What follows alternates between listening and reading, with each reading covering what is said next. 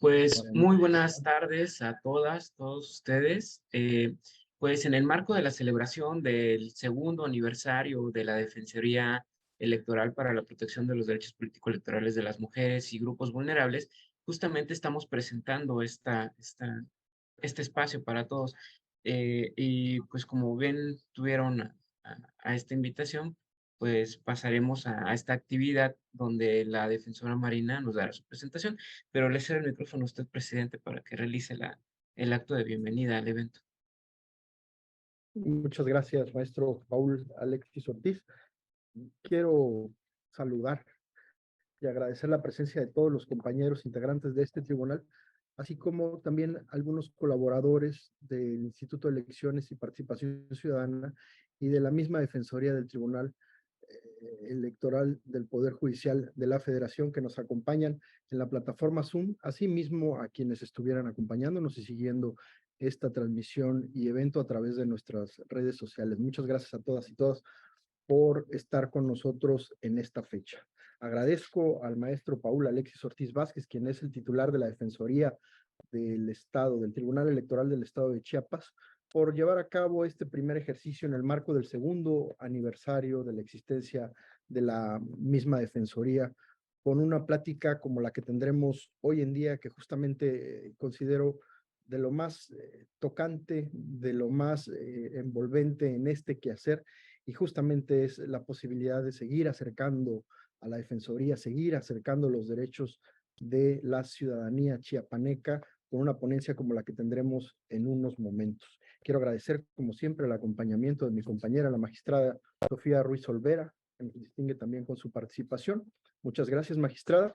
Y sobre todo quiero saludar y agradecer a la ponente del día de hoy, nuestra paisana, la doctora Marina Marta López Santiago, titular de la Defensoría Electoral del Tribunal Electoral del Poder Judicial de la Federación. Hoy una defensoría más completa, más envolvente, y estoy seguro que ella nos dará cuenta de lo que ha sido el trabajo y la referencia para muchos de nosotros, de estos esfuerzos en los estados a nivel federal. Una chiapaneca comprometida con estas causas, a quien le agradezco que nos acompañe el día de hoy con su ponencia y sobre todo, querida doctora, por favor, llévale nuestro agradecimiento a quien ha sido impulsora de los temas, hay que decirlo, a la magistrada Yanino Tarola Maralacís, quien fue justamente quien dio nacimiento a esta defensoría, y al magistrado presidente de Sala Superior, al magistrado Reyes Rodríguez Mondragón, por el apoyo que nos dan con este espacio.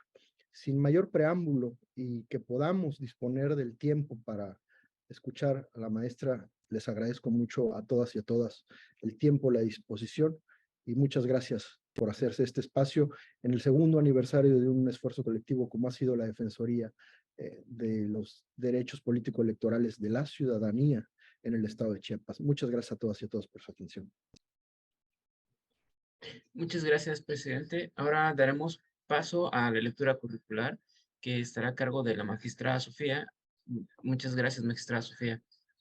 Muchas gracias, maestro Paul Alexis. Buenas tardes a todas y todos. Voy a leer una breve síntesis curricular de la doctora Marina Marta López Santiago.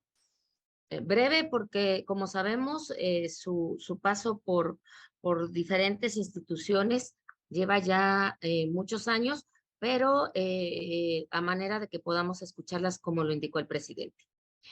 Marina Marta López Santiago es originaria de la ciudad de San Cristóbal de las Casas, Chiapas. Se autoescribe indígena tzotzil, licenciada en Derecho y maestra en Derecho Constitucional y Amparo por la Universidad Autónoma de Chiapas. Doctora en Derecho por la Universidad Vasconcelos de San Cristóbal de las Casas, Chiapas. En cuanto a su experiencia laboral, ha desempeñado varios cargos, entre los que se destaca consejera electoral suplente de la Fórmula 1 del Consejo Local en esta entidad para los procesos electorales federales 2011-2015, jefa de Departamento de Atención y Apoyo a la Agenda de la Sociedad Civil, de la Fiscalía Especializada de Protección y Atención a los Organismos No Gubernamentales para la Defensa de los Derechos Humanos, dependiente de la Procuraduría General de Justicia del Estado. Defensora pública adscrita a la Subdirección Regional San Cristóbal del Instituto de la Defensoría Pública. mediadora adscrita a la Subdirección Regional de San Cristóbal de las Casas Chiapas del Centro Estatal de Justicia Alternativa, defensora de la Defensoría Pública Electoral para Pueblos y Comunidades Indígenas del Tribunal Electoral del Poder Judicial de la Federación, quien ingresa en el 2016. Y actualmente es la titular de la Defensoría Pública para los Pueblos y Comunidades Indígenas del Tribunal Electoral del Poder Judicial de la Federación. Esta es una breve semblanza curricular. Muchas gracias. Bienvenida.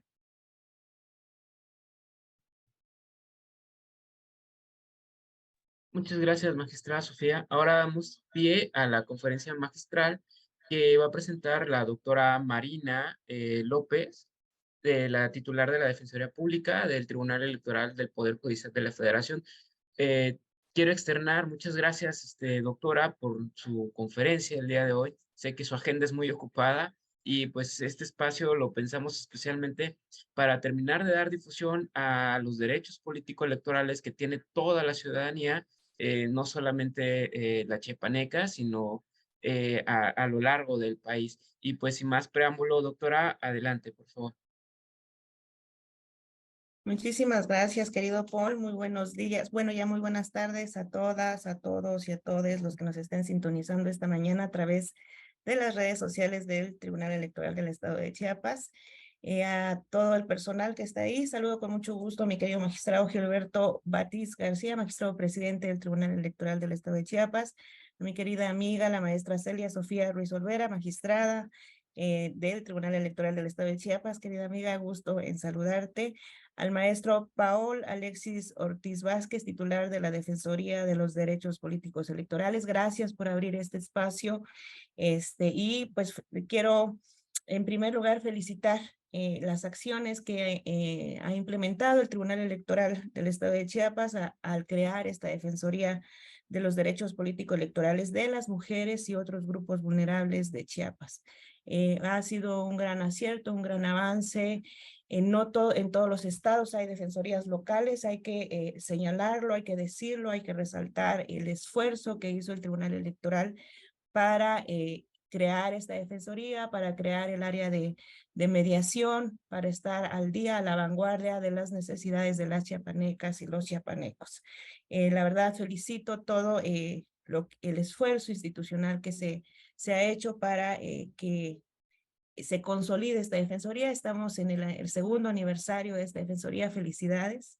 Felicidades al Tribunal Electoral del Estado de Chiapas y por todo el esfuerzo que se ha venido realizando.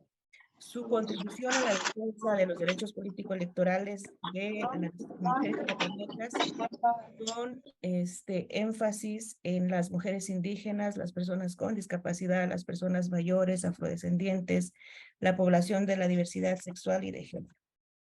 Particularmente me llena de orgullo estar en este evento tan significativo, ya que me unen pues en realidad emociones personales y profesionales.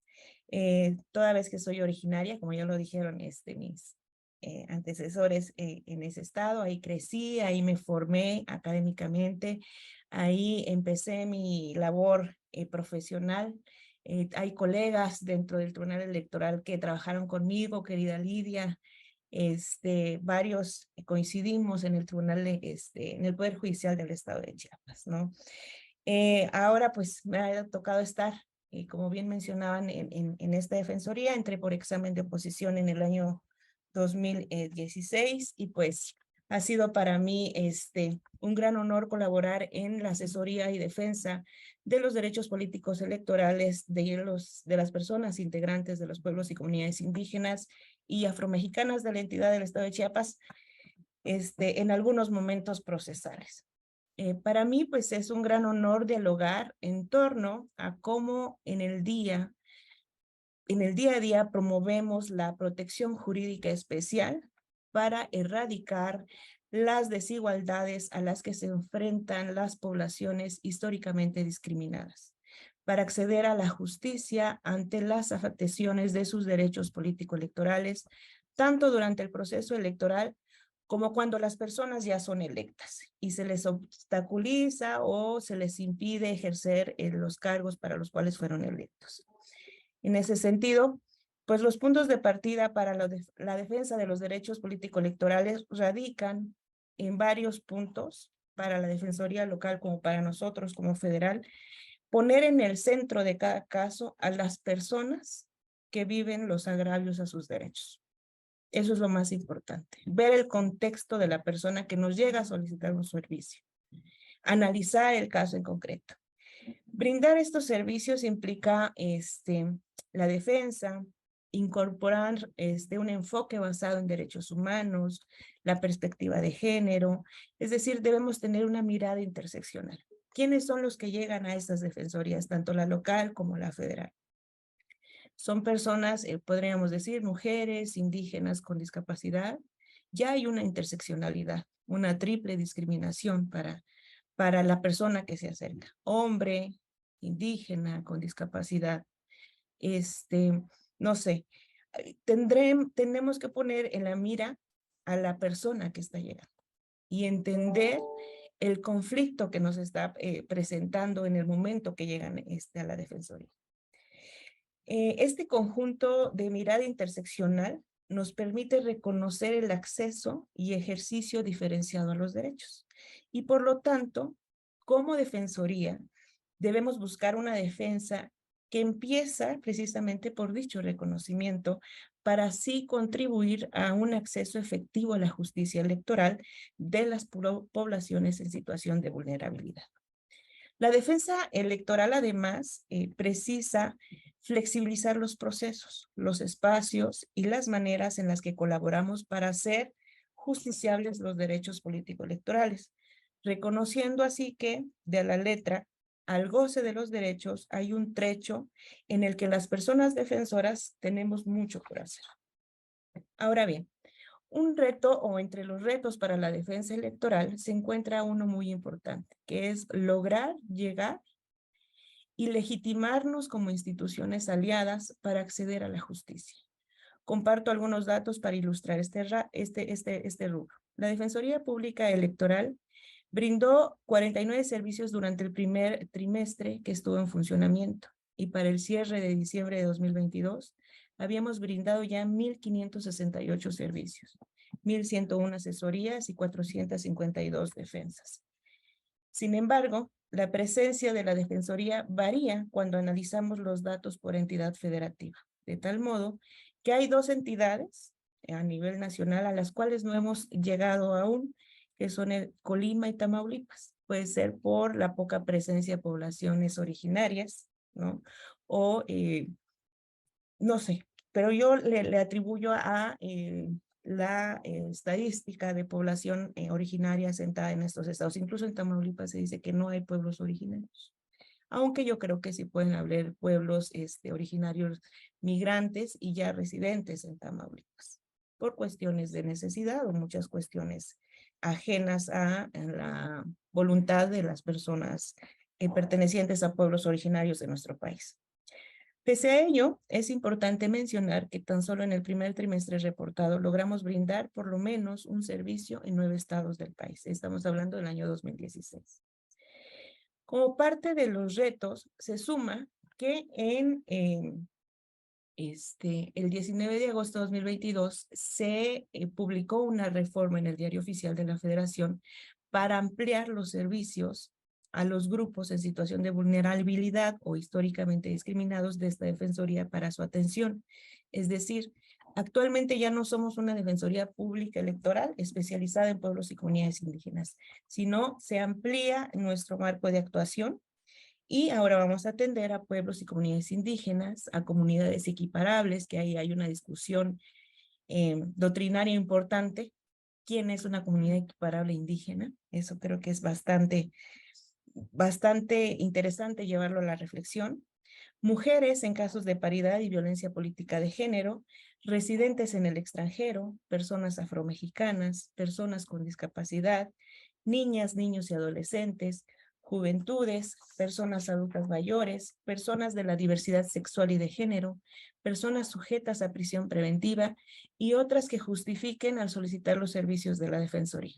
Digamos que esta Defensoría al día de hoy atiende a todas las personas que se acerquen y anteriormente brindábamos únicamente 2 servicios, asesoría y defensa electoral.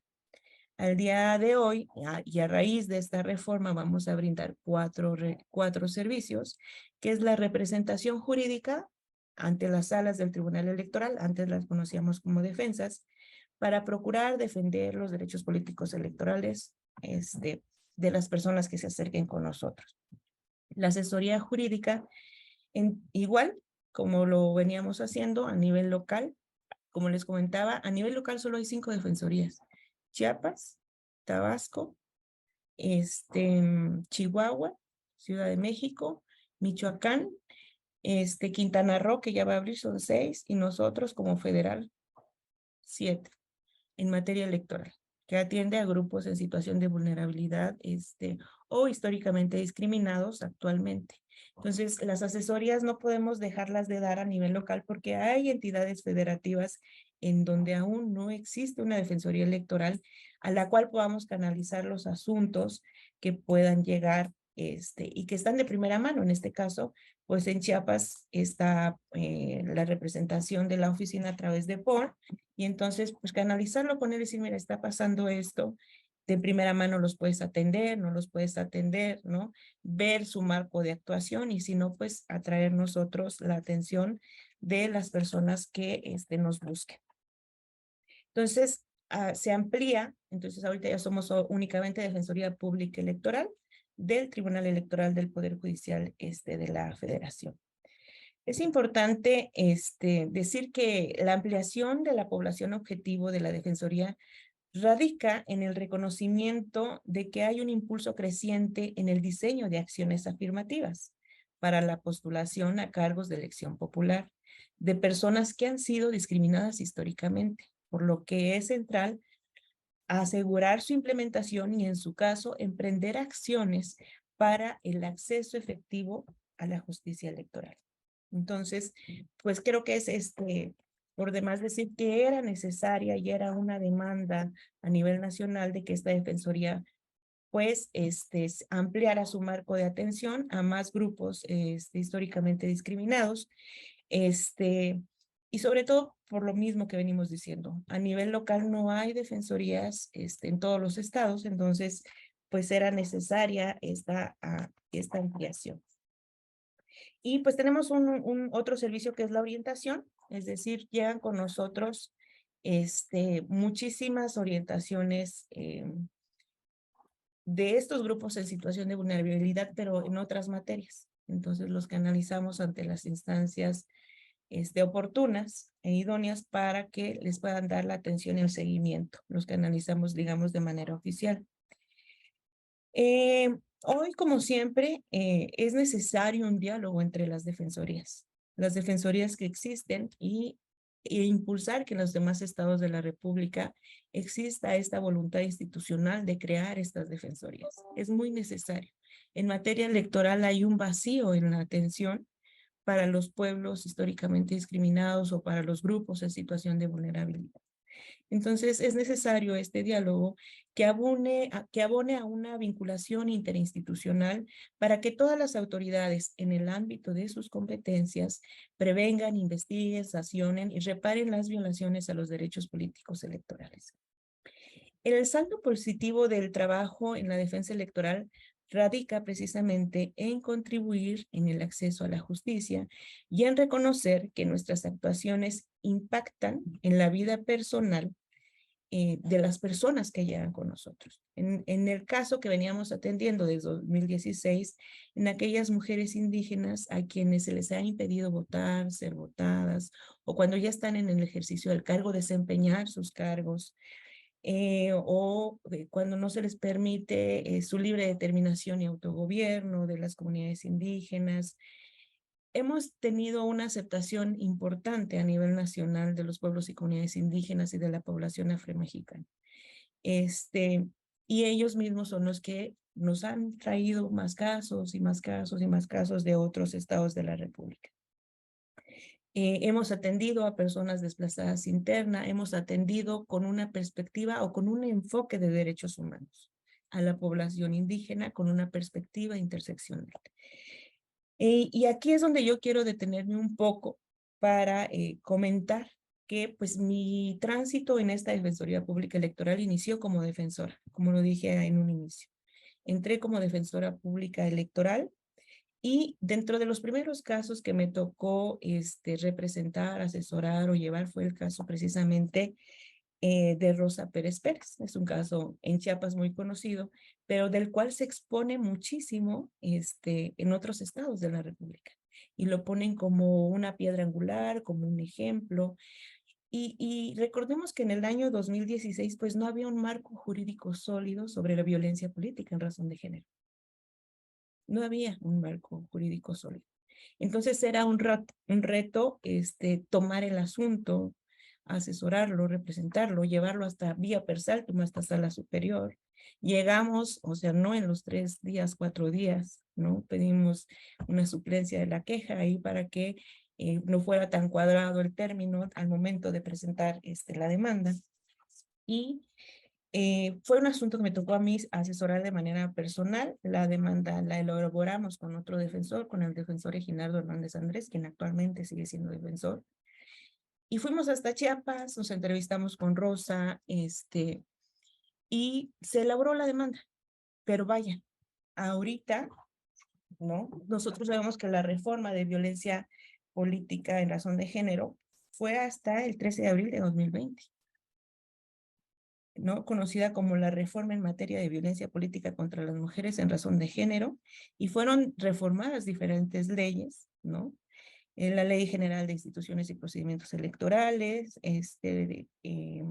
la Ley General de Partidos, en materia de delitos electorales, la Ley Orgánica de la Fiscalía General de la República. O sea, hubo un impacto impresionante, pero eso fue hasta 2020. Cuando llega el caso de Rosa Pérez, estábamos fijando un rumbo, fijando un camino para que se lograra esta reforma, se lograra asentar un precedente importante en violencia política en razón de género. Entonces, no hay que perder de vista que se intentó, se hizo, y en ese momento, como bien mencionaba el magistrado Batis, pues la directora general era la magistrada Yanino Talora, quien es ahorita magistrada de la Sala Superior. Y ella tenía una visión impresionante y dijo, tenemos que posicionar el tema de la violencia política. Se puso o se solicitó a ONU Mujeres que interpusiera un amicus curiae, el cual tuvo un cargo impresionante al momento de, se le tomó en cuenta el amicus curiae que emitió ONU Mujeres en favor del caso Rosa Pérez Pérez. Entonces es necesario relatar un poco desde dónde venimos como Defensoría Pública. También en Chiapas hemos llevado otros casos, otro de ellos es el del campamento de desplazados internos, cuando pedimos la implementación de una casilla especial dentro del campamento. Y entonces decía, bueno, que puede tener de especial que pidas una casilla en un campamento. Cualquiera que no esté dentro de su sección electoral, y si es una elección federal, puede votar en una casilla extraordinaria, en una casilla especial.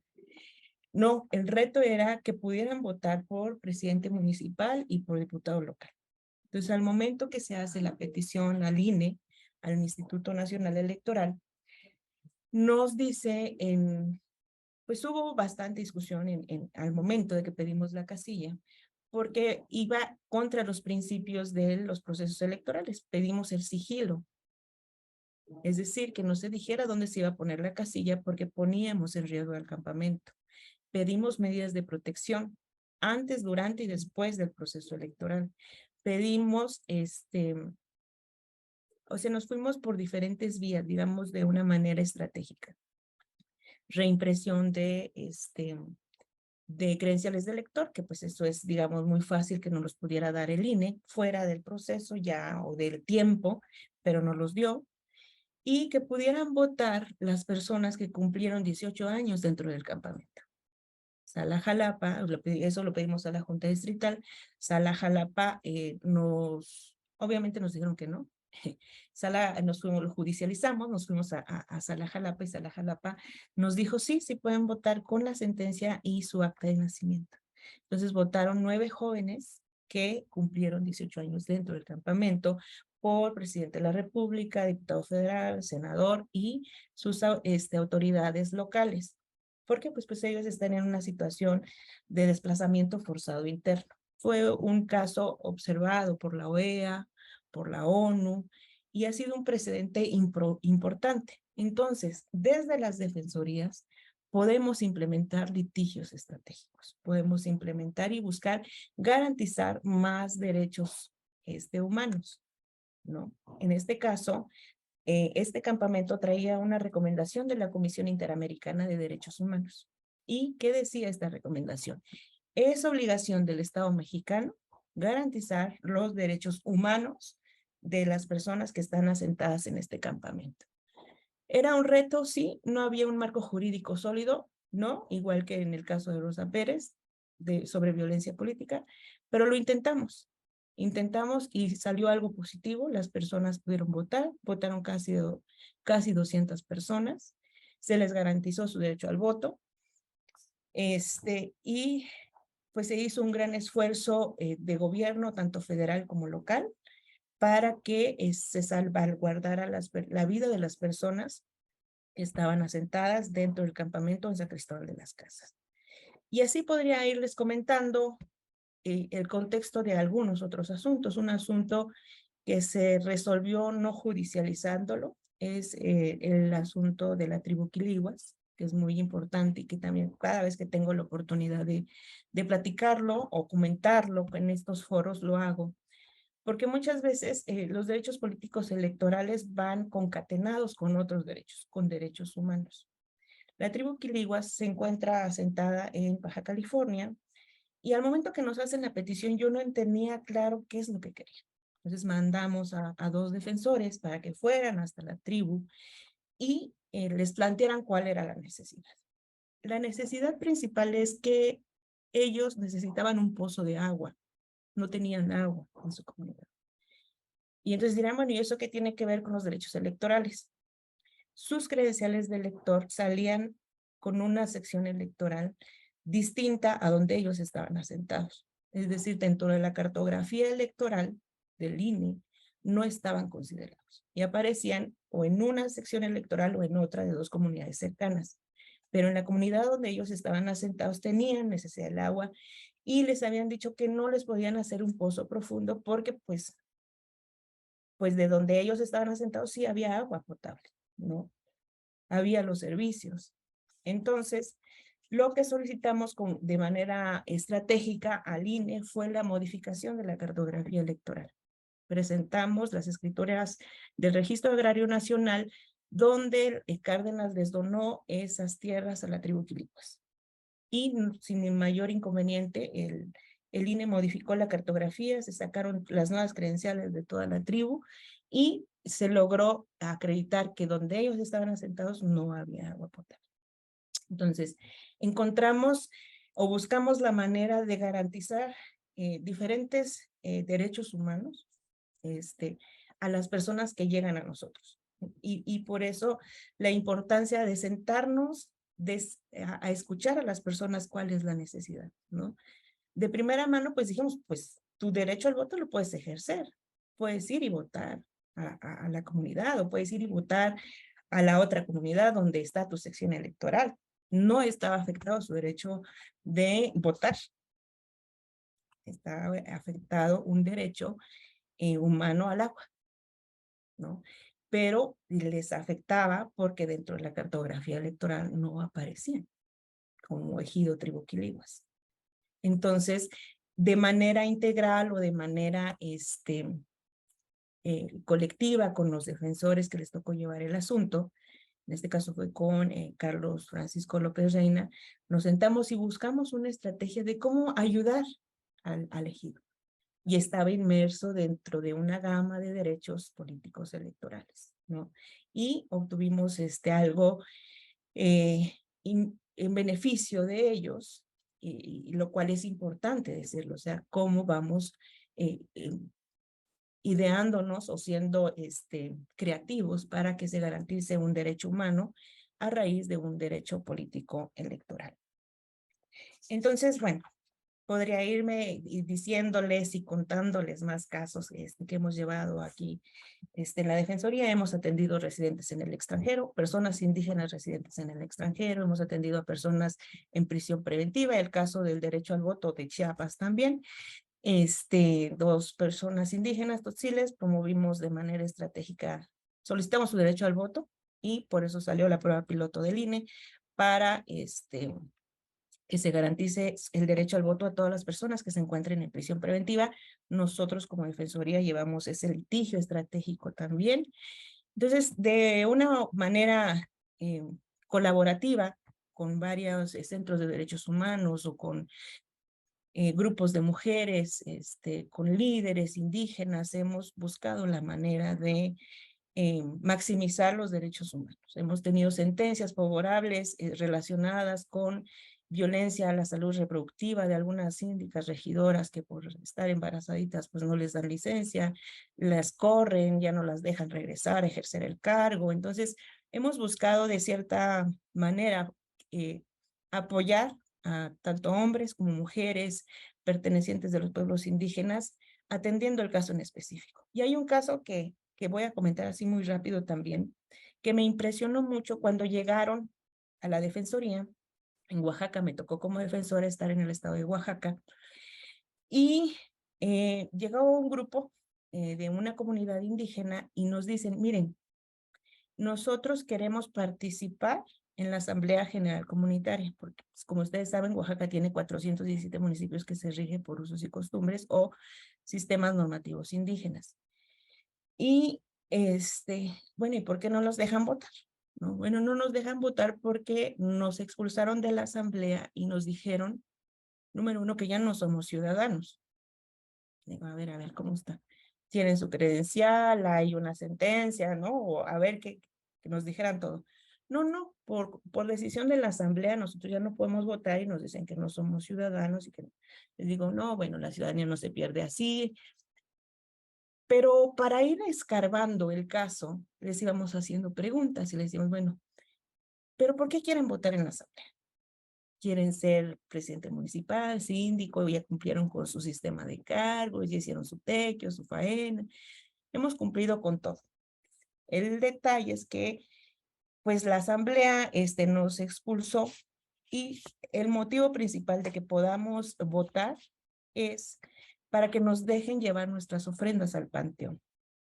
Porque nosotros, como somos expulsados de la asamblea, no podemos llevar flores a nuestros muertos. Y al momento de llevar las flores, nos multan con 5,000 pesos. Entonces, eso nos perjudica, ¿no?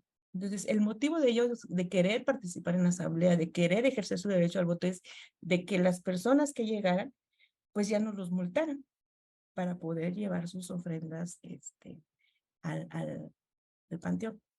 Fue uno de los primeros casos que también me tocó atender en Chiapas de sistemas normativos. Y entonces es por eso que es necesario centrarnos en las personas, pero centrarnos en la necesidad. ¿Qué es? O sea, ¿cuál es el fondo del asunto? ¿Por qué quieren votar o por qué quieren ser votadas? ¿Por qué se les excluyó de la asamblea? Si han cumplido con su sistema de cargos, con su tequio, con la faena, ¿no? O sea, que no haya una vulneración a su libre determinación y autogobierno, ¿no? Pues porque la libre determinación y autogobierno tiene un límite, que no violente derechos humanos, ¿no? Entonces, también ese caso cuando nos llegó yo no daba crédito, ¿no? Yo decía, o sea, tienes que ver con otra mirada la vida de la comunidad, de los pueblos y comunidades indígenas. Ahora que se amplía esta defensoría para atender a más grupos,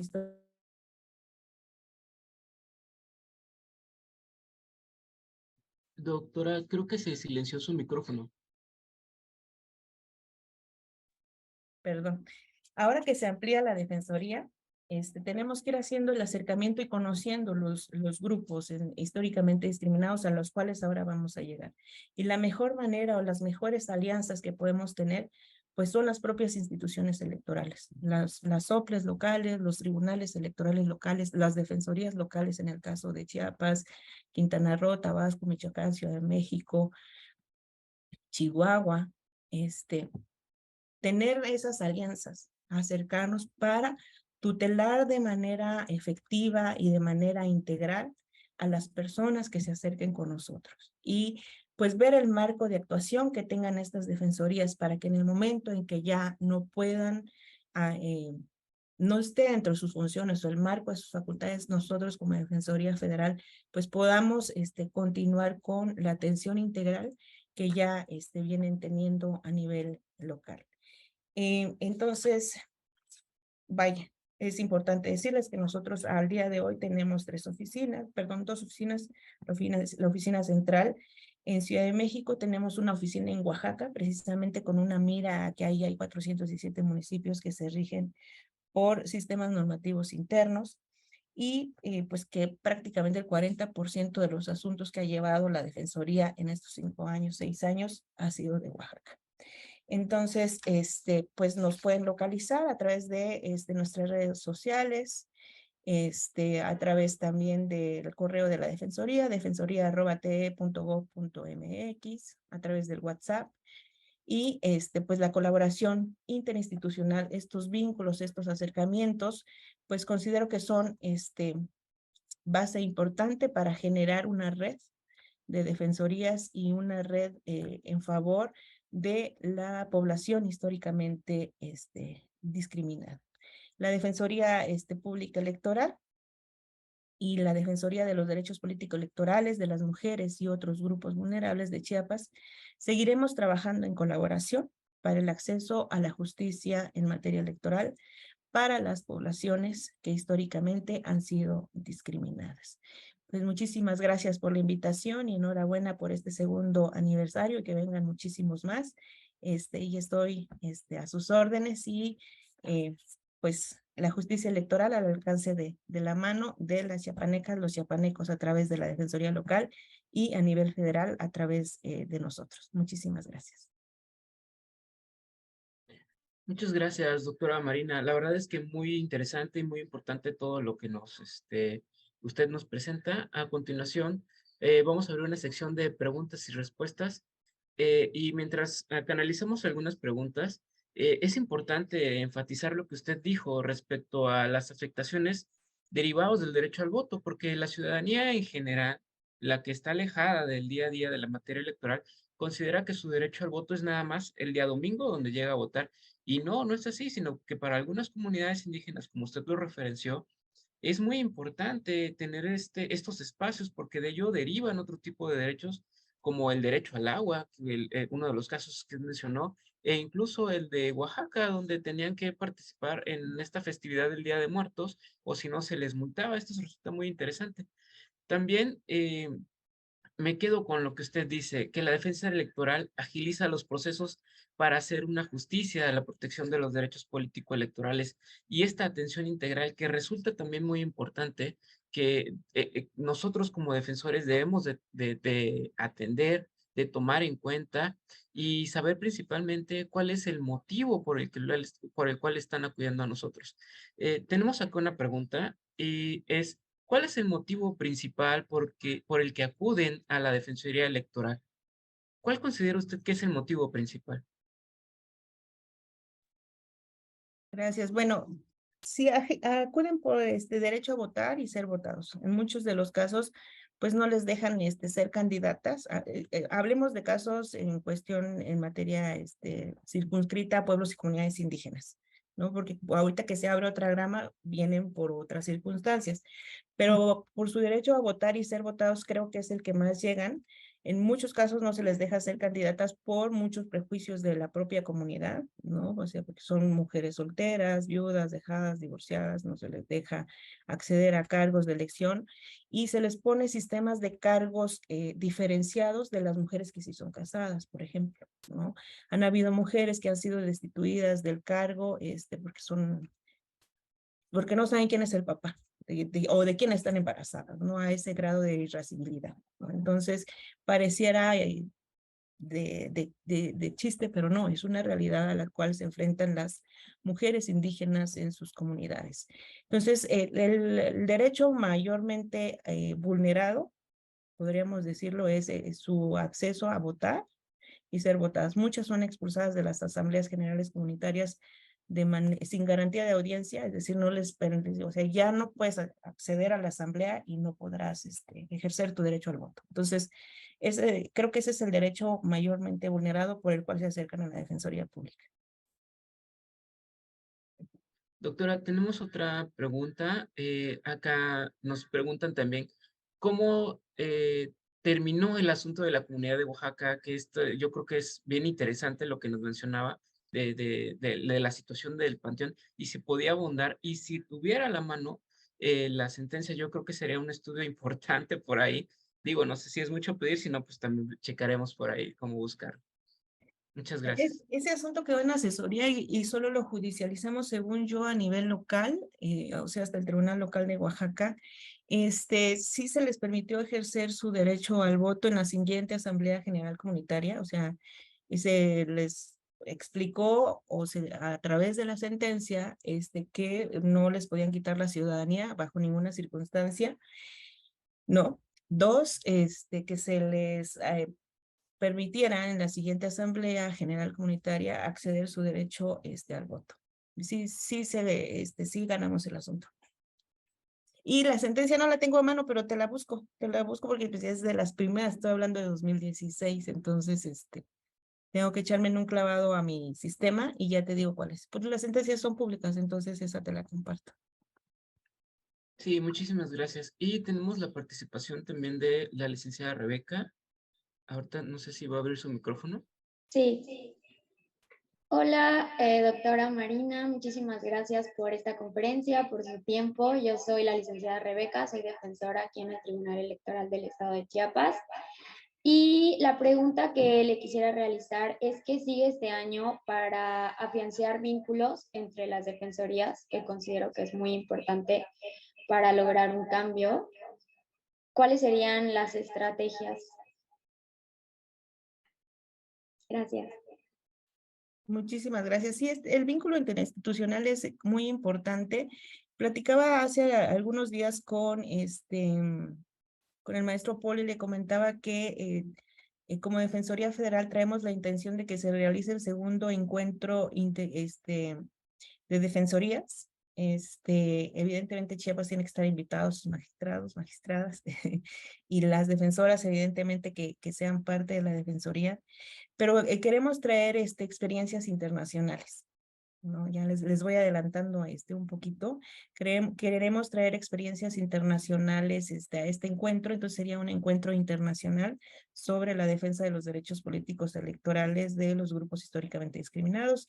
Traemos en mente a varios ponentes internacionales y evidentemente vamos a necesitar el apoyo de las defensorías locales para poder llevar a cabo este encuentro en donde y generar una mesa de diálogo donde se hable sobre las experiencias locales, las regionales y las internacionales. Queremos traer a gente del otro lado del charco si es posible, pero vamos a ver, esperemos que todo se alinee y que salga bien. Traemos mucha esa intención y sobre todo es intención del magistrado presidente Reyes Rodríguez Mondragón que estas colaboraciones interinstitucionales se consoliden, ¿no? Y logremos generar, pues, este diálogo continuo con las defensorías para, ¿por qué no formar una red de defensorías? Muchísimas gracias. No, muchas gracias a usted, doctora Marina. Y con esto damos conclusión a la sección de preguntas y respuestas y le damos la palabra al magistrado presidente para la conclusión de... si me permiten, creo que la licenciada Lidia tiene una pregunta. No la había visto, perdón, licenciada Lidia. Si gusta participar y ya con eso cerraríamos. Muchas gracias, maestro Paul. Qué gusto saludarte. Querida amiga Marina, un honor escucharte siempre. Y bueno, quisiera hacer una pregunta. Antes de judicializar un asunto de los que les llegan, bueno, tú como especialista, experta en mediación, en estos procesos de comunicación y bueno, y de todas las herramientas que se implementan en los mismos, ¿agotan ustedes la vía del diálogo, la vía pacífica, como le llamamos en el argot? Y de ser así, ¿cuál ha sido la experiencia en mediación electoral? Muchas gracias. Excelente pregunta, muy atinada y muy a tiempo. Dentro de los servicios que vamos a dar actualmente está la coadyuvancia, la mediación, y eso nos ha obligado a hacer un estudio profundo sobre las normas locales, ¿no? En donde sí está regulada la mediación electoral, y encontramos que la mediación electoral solo hay 2 estados, Chiapas y Oaxaca, ¿no? Y entonces, sí buscamos siempre agotar los medios alternos de las controversias electorales, el diálogo, ¿no? La comunicación, pero puedo darte 2 ejemplos de éxito de mediación. Uno de ellos es en el Estado de México. El Estado de México no tiene mediación electoral, ojo, pero sí tiene mediación municipal.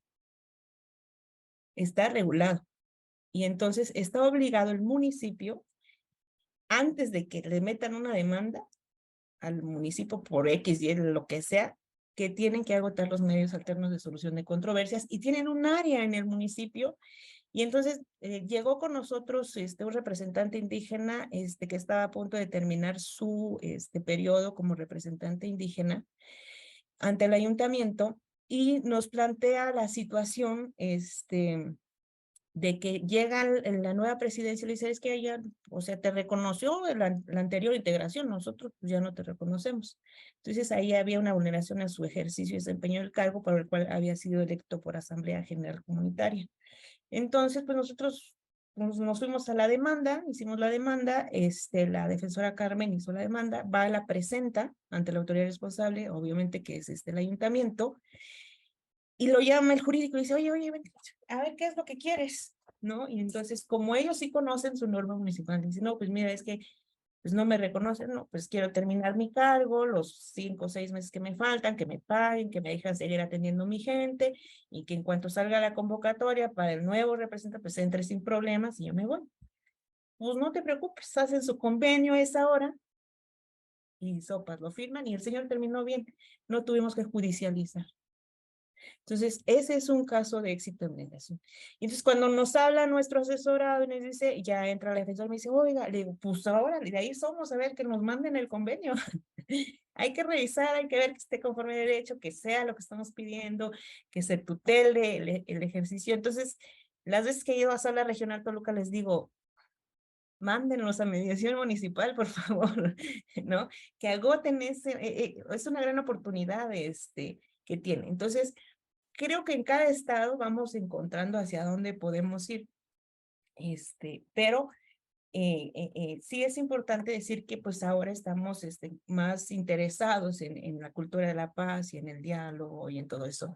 Evidentemente, pues ahí había una norma que le permitía al ayuntamiento agotar este procedimiento de mediación municipal, y se logró y llegamos a buen puerto. El otro asunto también es del Estado de México, y Carmen no me va a dejar mentir, según yo también es el de Estado de México, y también se logró a través del diálogo. En Chiapas, perdón, en Oaxaca, pues sí hemos intentado varios asuntos. Algunas deficiencias que hemos encontrado es precisamente que los que deben llevar los procedimientos de mediación deben ser expertos facilitadores. Si no tienen el perfil, muchas veces, aunque te estés vinculado por una orden judicial o un mandato judicial, pues la voluntad de las partes es primordial y es fundamental para que se llegue a buen puerto en un procedimiento de medios alternos de solución de controversias. Entonces, creo que sí debemos apostarle a que el que esté enfrente de estos procedimientos sea un facilitador profesional capacitado, pues como eres tú, Lidia. Y hemos encontrado algunos fracasos en algunos procedimientos de mediación justo porque no existe el expertise para poder llevar a cabo estos procedimientos. Fuimos testigos acá en Ciudad de México, por sentencia se vincula al instituto local que haga un procedimiento de mediación en Tlalpan, en un pueblo originario. Se levantaron acuerdos después como de unas 15 sesiones, pero pues por incumplimiento del acuerdo ya está judicializado. Entonces, creo que sí lo que debemos apostar es a profesionalizar a personas para que los que lleven estos procedimientos sí sean expertos. Muchísimas gracias y gracias por la pregunta. Muchas gracias. Muchas gracias. La verdad que muy interesante pregunta de la licenciada Lidia, la verdad que muy atinada. Y pues vamos a dar conclusión al evento. El magistrado Gilberto Batis de Guzmán García va a dar conclusión a este evento. Gracias, Paul. Pues nada, muchas gracias. La verdad es que creo que nos debemos quedar, más que con la conclusión del evento, con el desarrollo de todo el mismo. Yo no quisiera dar pauta a que concluyeran las preguntas, pero agradezco mucho la disposición de la maestra Marina por la apretada agenda que tienen. Ustedes dan cuenta de esta asesoría. Creo que hizo hincapié, y hay que decirlo con mucha modestia, querida Marina, el personal que ustedes son, con los pocos que empezaron, y que ahora han ido creciendo, pero prácticamente entiendo que empezaron en 2016 5 personas para atender 1,500 solicitudes, es loable. Y eso da cuenta del trabajo que tienen, del compromiso, hay que decirlo, y por ello agradecemos mucho tu tiempo. Una vez más, desde el Tribunal Electoral del Estado de Chiapas, no nos queda más que refrendar estos esfuerzos en conjunto por más justicia, más acceso a la misma y el ejercicio de estos derechos sin simulaciones y pleno de hombres y mujeres chiapaneques que así decidan ejercerlo, cual fuera su condición. Gracias, por favor, Marina, y llévale nuestro agradecimiento también a los magistrados y magistradas del Tribunal Electoral del Poder Judicial de la Federación. Gracias, compañeros, por esta charla y continuaremos con muchas más. Muy buena tarde a todas y todos.